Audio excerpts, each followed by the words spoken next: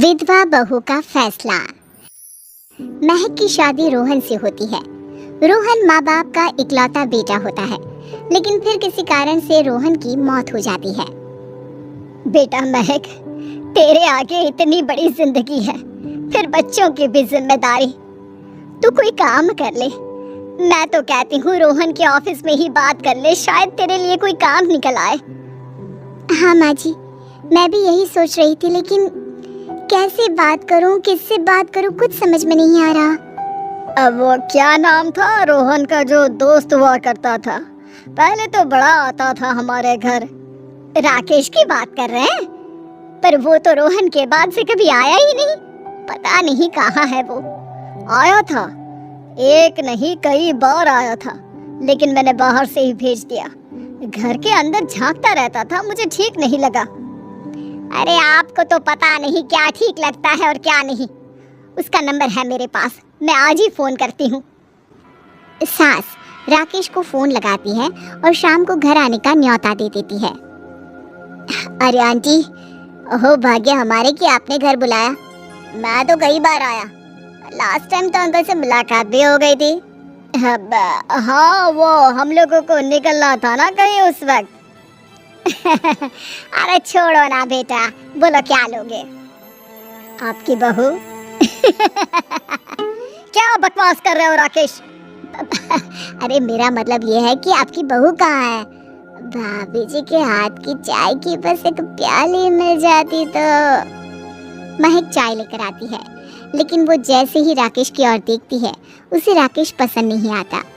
वो अंदर जाने को होती है कि अरे भाभी जी कहाँ जा रही है, बैठिए तो सबके साथ। जी नहीं, बच्चों को खाना खिला रही हूँ, आप माँ जी से बात करें ना।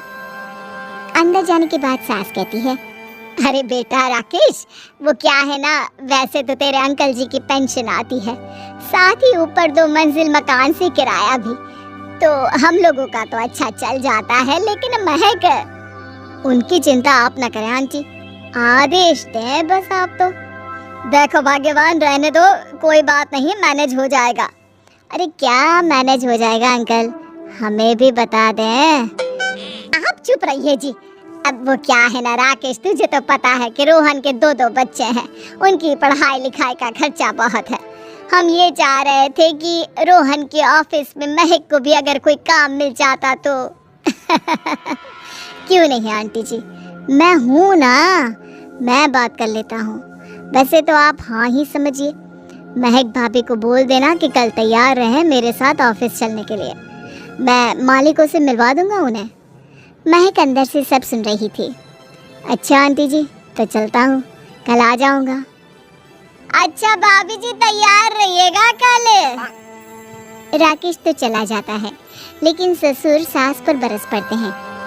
मुझे ये आदमी एक पैसे का पसंद नहीं है, तुम इसे बोल दो कि हमें कहीं नहीं करवानी बहू से कोई नौकरी। अरे क्यों नहीं करवानी, सारा पैसा मैं इसके बच्चे और इसी पर उड़ा दूंगी, तो मेरी बेटी को क्या दूंगी?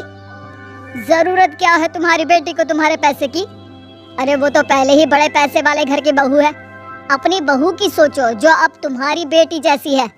बच्चे रोहन की आखिरी निशानी है। अरे अपना भाषण अपने पास रखो, सारा दिन घर पर बैठी रोटियां तोड़ेगी, तो काम करे ना कुछ बाहर जाकर। बहू सब सुन रही होती है। वो अगली सुबह बिना मन के तैयार तो हो जाती है, लेकिन जैसे ही राकेश आता है, क्या बात है भाभी जी, रेडी हैं? तो फिर चले डेट पर, मतलब इंटरव्यू पर। महक सामने आती है कि सामने ससुर जी खड़े होते हैं। हाँ महक बेटा, आओ चलते हैं, मैं भी चल रहा हूँ। ससुर को तैयार देखकर राकेश का चेहरा बन जाता है। अंकल जी, आप परेशान हो जाएंगे। अरे रहने दीजिए ना, धूप भी बहुत है। वैसे भी स्कूटर में तो 2 लोग ही बैठ सकते हैं ना। तो तुम चलो, मैं बहू के साथ अपनी कार से आ जाता हूँ। महक ससुर जी को देखकर खुश हो जाती है, उसे शांति हो जाती है। वो लोग रोहन के ऑफिस जाते हैं, जहाँ बॉस कहते हैं, नमस्ते अंकल। नमस्ते महक, कैसे हैं आप लोग?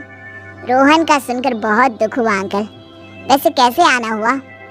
बेटा, क्या हमारी बहू के लिए तुम्हारी ऑफिस में कोई काम मिल सकता है? हमने राकेश से इसी सिलसिले में तुमसे बात करने को कहा था। उसी के कहने पर हम दोनों तुमसे मिलने आए हैं। राकेश ने तो कोई बात नहीं की, ऊपर से उसने तो आज की छुट्टी ले रखी है, ऑफिस भी नहीं आया, बोल रहा था जरूरी काम से जाना है। महक और ससुर एक दूसरे को देखने लगते हैं। वैसे महक, क्या किया है आपने? I mean, इंग्लिश कैसी है आपकी? महक बॉस से अपनी पढ़ाई लिखाई और क्वालिफिकेशन के बारे में सब कुछ बताती है। ग्रेट, आपके लिए काम तो है लेकिन ऑफिस में नहीं। सर, मेरे बच्चे छोटे हैं, मैं फील्ड में काम नहीं कर सकती हूँ। मतलब वो काम घर से करना है, घर से रहकर बच्चे भी देखें और घर भी देखें, लेकिन हाँ, काम जरूर से करें। वो काम डाटा एंट्री का है, तो जब भी वक्त मिले काम करें, और इसके हम आपको अच्छे पैसे भी देंगे। महक बॉस की बात सुनकर खुश हो जाती है, उन्हें थैंक्स बोलकर घर आ जाती है। किसके साथ भेज रही थी तुम महक को? अरे वो कमीना, उसने तो ऑफिस से छुट्टी ले रखी थी, बात भी नहीं की थी उसने बॉस से बहू के काम के लिए। वो तो अच्छा हुआ कि मैं साथ में चला गया। हाँ, ठीक है, नौकरी मिल गई ना, इतना ही काफी है। समय बीतता है और एक दिन फिर दरवाजे पर दस्तक होती है। घर पर कोई नहीं था। महक दरवाजा खोलती है, देखती है तो सामने है राकेश। नमस्ते भाभी जी। नमस्ते, घर पर कोई नहीं है, आप कल आइएगा। अरे, कैसी बात कर रही हैं भाभी जी, हम तो आपकी मदद के लिए आए हैं। वो क्या है ना, अंकल जी का फोन आया था कि आपको किसी मदद की जरूरत है। महक को आश्चर्य होता है कि उसके ससुर ने राकेश को फोन क्यों किया। वो ससुर जी को फोन करती है लेकिन फोन नहीं लगता। नहीं, हम लोगों को किसी भी चीज की जरूरत नहीं है, आप जा सकते हैं। अच्छा, एक कप चाय तो पिला दीजिए। महक चाय लेकर आती है। चाय पीने के बाद, रोहन मेरा बहुत अच्छा दोस्त था, उसने मुझसे कहा था कि वो रहे ना रहे, उसके घर वालों का, खास करके आपका ख्याल मुझे ही रखना है, तो मैं कल फिर आऊँगा भाभी जी। नहीं, माता पिताजी है नहीं, वो 4-5 दिन बाद आएंगे, आप उन लोगों के आने के बाद ही आइएगा। मुझे ये सब ठीक नहीं लगता। अरे छोड़िए ना भाभी जी, लोगों का तो काम है कहना। मेरा मतलब है वो तो बोलते ही रहेंगे। आता हूँ मैं कल। महक को अब गुस्सा आ जाता है। हमेशा शांत और मधुर बोलने वाली महक पहली बार जिंदगी में फैसला लेती है, और फैसला होता है राकेश को सबक सिखाने का। बड़े बेशर्म हैं आप, किसने कहा आपको कि आप आए? अरे भैया, साफ साफ बोला ना कि नहीं जरूरत है किसी की मदद की, मैं अकेले सक्षम हूँ अपना घर संभालने के लिए। आज आखिरी बार बोल रही हूँ, इस घर की तरफ आंख उठाकर भी देखा ना तो देख लेना, वरना